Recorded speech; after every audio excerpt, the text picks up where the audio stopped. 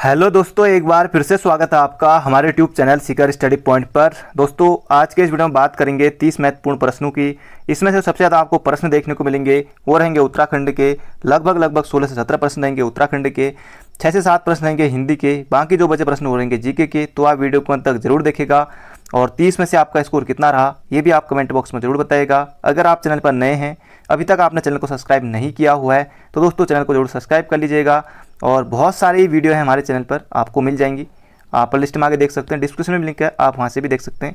तो शुरू करते हैं दोस्तों। और आज जो आपका प्रश्न है वो है केशव राय मठ की स्थापना किसने की थी, कब की थी, कहाँ है, ये सब आपको बताना है। केशव राय मठ के बारे में, केशव राय मठ के बारे में आज आपको बताना है। स्थापना कब हुई थी, किसने की थी, और बाकी जितना हो सके आप बताइएगा। तो शुरू करते हैं। आज हमारा पहला प्रश्न है, कविता में मुक्त छंद का प्रयोग किसने आरंभ किया था। बहुत ज़्यादा महत्वपूर्ण प्रश्न है। कविता में मुक्त छंद का प्रयोग किसने किया था, पंत या फिर निराला। बाकी दो ही ऑप्शन में हमारे जो सिलेबस में है, तो इसका से उत्तर हो जाएगा निराला। सूर्यकांत त्रिपाठी निराला ने कविता में मुक्त छंद का प्रयोग किया था। वो जो इनकी जूही की कली कविता है, जूही की कली, पहली बात तो आपको ये भी याद रखना है कि जो जूही की कली कविता है वो सूर्यकांत त्रिपाठी निराला की है। तो जूही की कली जो सूर्यकांत त्रिपाठी निराला की है, इसमें इन्होंने मुक्त छंद का प्रयोग किया है। तो ये आपको बिल्कुल याद रखना है।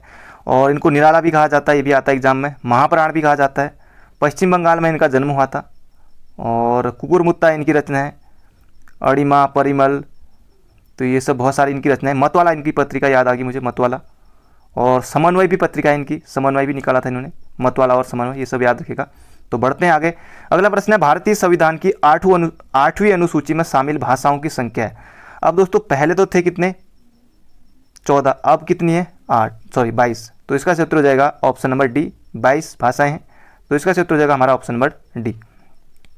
अगला है, मुदित महिपति मंदिर आए, सेवक सचिव समंत बुलाए, पंक्ति में कौन सा अलंकार है। तो मुदित महिपति मंदिर आए, सेवक सचिव समंत बुलाए, इसमें हो जाएगा अनुप्रास अलंकार। अनुप्रास अलंकार, यहाँ पर मौ ये सब वर्ण की आवृत्ति हो रही है। तो ये हो जाएगा दोस्तों कौन सा, अनुप्रास अलंकार। अगला प्रश्न है, जिसका उपचार न हो सके के लिए एक शब्द है, दुसाध्य नहीं, इसका हो जाएगा असाध्य। जिसका उपचार न हो सके उसके लिए एक शब्द हो जाएगा असाध्य, हमारा ऑप्शन नंबर बी। अगला है, इसमें से आपको वर्तनी बतानी है, किसकी वर्तनी अशुद्ध है, अशुद्ध पूछा है। महत्व बिल्कुल सही है। अगर महत्वपूर्ण लिखेंगे तो कैसे लिखेंगे, इस तरह से लिखेंगे, महत्वपूर्ण। और महत्व तो सही है, पैतृक भी सही है, और वाल्मीकि भी सही है। तो सन्यासी गलत है, कई लोगों को लगेगा सन्यासी। सन्यासी में दोस्तों यहाँ पर बिंदी भी रहेगी ऊपर से, है ना, और यहाँ पर बिंदी भी रहेगी और आता 9 भी रहेगा, तब होगा सही। बाकी ये सन्यासी यहाँ पर बिंदी नहीं लगी है, तो ये हो जाएगा गलत, हमारा ऑप्शन नंबर डी, ये हो जाएगा अशुद्ध। अगला प्रश्न है, निम्न शब्दों में से देशज भाषा का चयन करें। देशज हो जाएगा लोटा, लोटा। तो इस तरह का, बाकी पाठ, परस्पर, भोजन, ये नहीं है। लोटा देशज शब्द है क्योंकि अपने देश में जन्मा हुआ, लोटा हो जाएगा इसका सही उत्तर। अगला है, एक से बढ़कर दूसरे का अर्थ व्यक्त करने के लिए सही लोकोक्ति है, एक से बढ़कर दूसरे। तो इसका हो जाएगा शेर को सवा शेर, है ना। एक से बढ़कर दूसरे यानी कि शेर से सवा शेर, यानी शेर को सवा शेर, या सकी न सहेली भली अकेली, ऐसा भी कुछ नहीं, ये हो जाएगा शेर को सवा शेर। अगला है, विकास पुरुष के नाम से किसे जाना जाता है। तो विकास पुरुष के नाम से जाना जाता है एन डी तिवारी को। एन डी तिवारी, नारायण दत्त तिवारी 3 बार उत्तर प्रदेश के मुख्यमंत्री रहे, 1 बार उत्तराखंड के।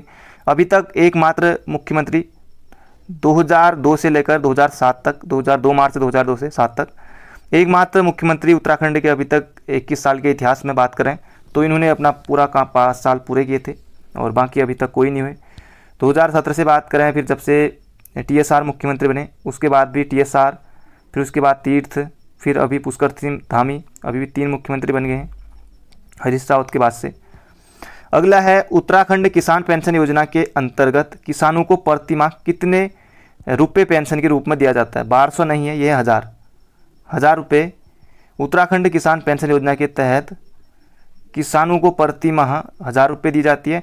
और जो किसान सम्मान निधि है जो केंद्र की, उसमें 2000 रुपये आते हैं, और 3-3 हज़ार रुपये नहीं, 2000 रुपये आते हैं 3 किस्तों में, और यानी कि साल के 6000 आते हैं, और 2-2 हज़ार रुपये इस तरह करके आते हैं। तो इसका उत्तर हो जाएगा यहाँ पर option number C.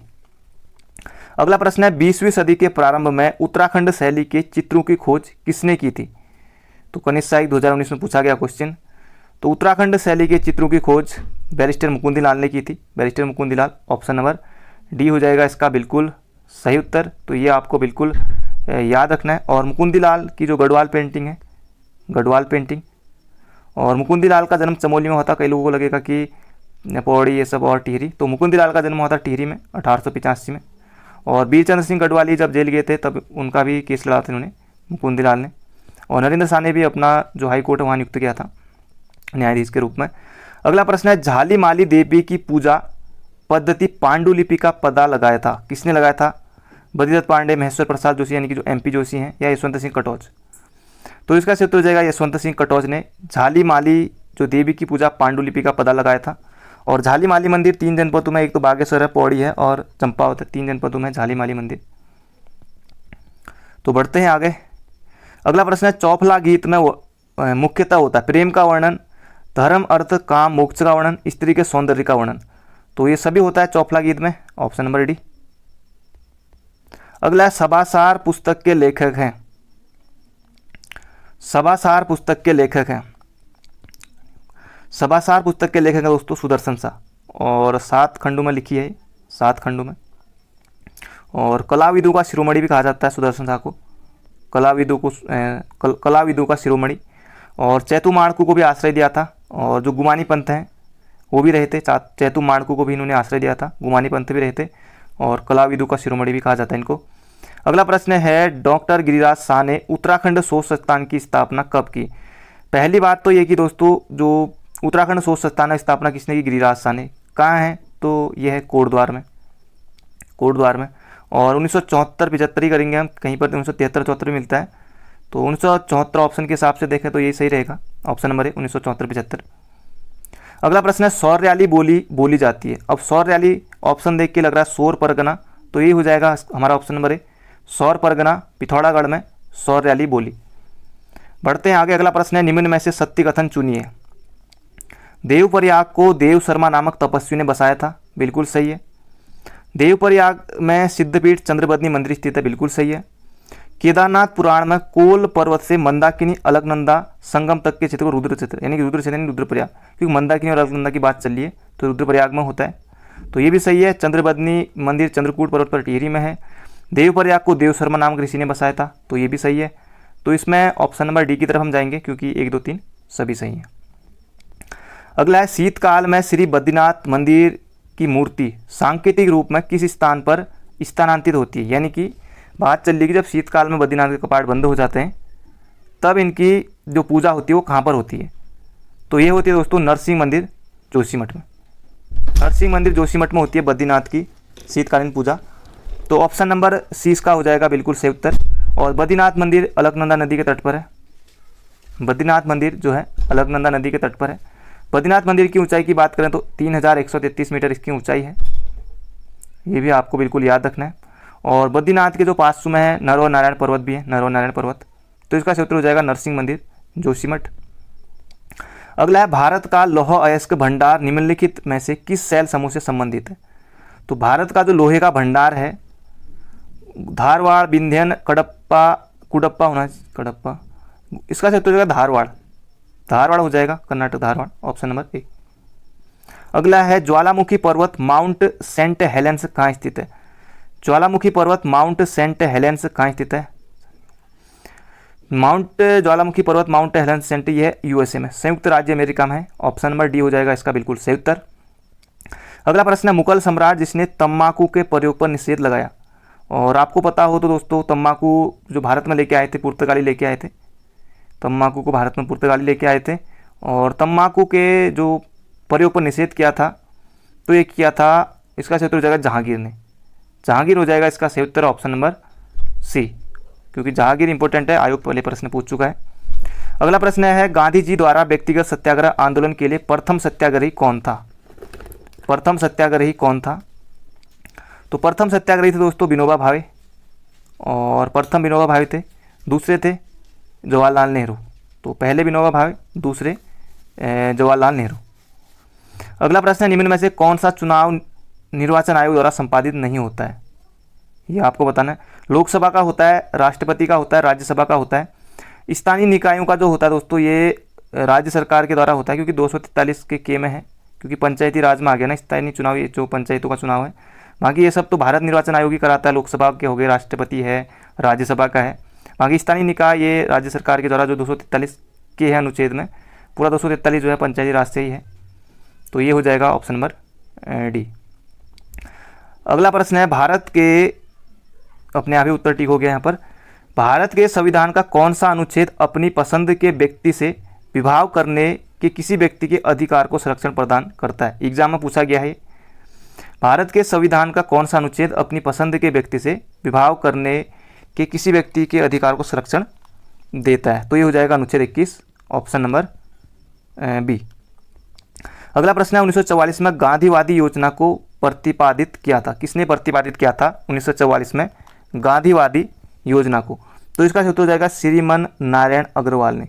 Shriman Narayan Agarwal ने गांधीवादी योजना को प्रतिपादित किया था 1944 में।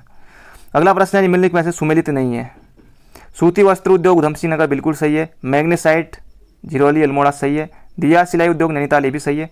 तो बाकी बचा ऑप्शन नंबर डी, तो यही हो जाएगा हमारा बिल्कुल गलत। अगला है पिटकुल यानी कि power transmission corporation of Uttarakhand limited, PTCUL Dehradun में है और पिटकुल की स्थापना यहाँ पर आपको बतानी है। तो पिटकुल की स्थापना 1 अप्रैल 2001 आपको नहीं करना है, 1 जून 2004 को हुई थी पिटकुल की स्थापना। पिटकुल की स्थापना कब हुई थी? तो 1 जून 2004 को हुई थी, देहरादून में है।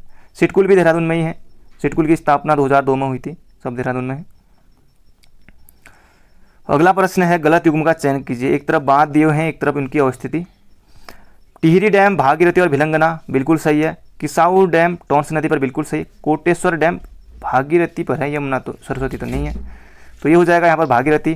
बाकी लखवाड़ बांध यमुना नदी पर है, पिछली बार पटवारी में बना था, सिर्फ लखवाड़ बांध किस नदी पर है, इस तरह से ही बना था। बाकी यहाँ पर तो आपके 4 प्रश्न बन रहे हैं। तो क्योंकि अब जो एग्ज़ाम है उसका लेवल बढ़ रहा है, तो क्योंकि बहुत सारे वैकेंसी आई हुई हैं तो आपको अच्छे से पढ़ना पड़ेगा। तो ये हो जाएगा कोटेश्वर बांध, यहाँ पर होगा भागीरथी। अगला है जड़ी बूटियों के संरक्षण के लिए उत्तराखंड में जिलेवार भेषज सहकारी संघों की स्थापना किस वर्ष की गई? तो इसका सही उत्तर हो जाएगा जड़ी बूटियों के संग्रहण के लिए उत्तराखंड में जिलेवार भेषज संघों की स्थापना की गई थी 1980 में। ऑप्शन नंबर सी हो जाएगा इसका बिल्कुल सही उत्तर। अगला प्रश्न है गंगाराम एवं खीमादेव, ये 2 भाई थे और इनकी स्मृति में प्रत्येक वर्ष खुमाण, जो कि सल्ट में है, सल्ट कांग्रेस का मुख्यालय हुआ करता था खुमाण, यहाँ शहीद दिवस मनाया जाता है। 23 अप्रैल को हुआ था पेशावर कांड, तो ये हो जाएगा 5 सितंबर को, 5 सितंबर 1942 को ये हुआ था, 5 सितंबर 1942 को। और 5 सितंबर को आज भी ये मनाया जाता है, इनकी जो गंगाराम खीमादेव इनकी स्मृति में ये शहीद दिवस आज भी उधर मनाया जाता है 5 सितंबर को। तो अल्मोड़ा में है, सल्ट खुमाण में, और सल्ट का गांधी कहा जाता था हरगोविंद पंत को। तो इसका उत्तर ऑप्शन नंबर बी। अगला है हर्षवर्धन की मृत्यु के पश्चात उत्तराखंड कई छोटे राज्यों में विभक्त हो गया, इनमें सबसे बड़ा राज्य था? वैसे दोस्तों शत्रुघ्न, गोविषाण, मोरध्वज ये सभी ब्रह्मपुर के थे, क्योंकि ब्रह्मपुर उत्तराखंड के लिए प्रयुक्त होता था ना, तो ये हो जाएगा हमारा ब्रह्मपुर। बाकी गोविषाण काशीपुर है, मोरध्वज कोटद्वार है, ये सब। तो इसका उत्तर हो जाएगा ऑप्शन नंबर सी ब्रह्मपुर। तो दोस्तों ये थे आज के हमारे 30 महत्वपूर्ण प्रश्न, और 30 में से स्कोर कितना रहा कमेंट बॉक्स में जरूर बताएगा। अभी तक लाइक नहीं किया तो लाइक जरूर से कर दीजिए, और जाते जाते एक शेयर भी जरूर करेगा। बाकी मिलते हैं बहुत जल्दी। Thank you friend, thank you so much, अपना ध्यान रखिएगा, पढ़ते रहिए।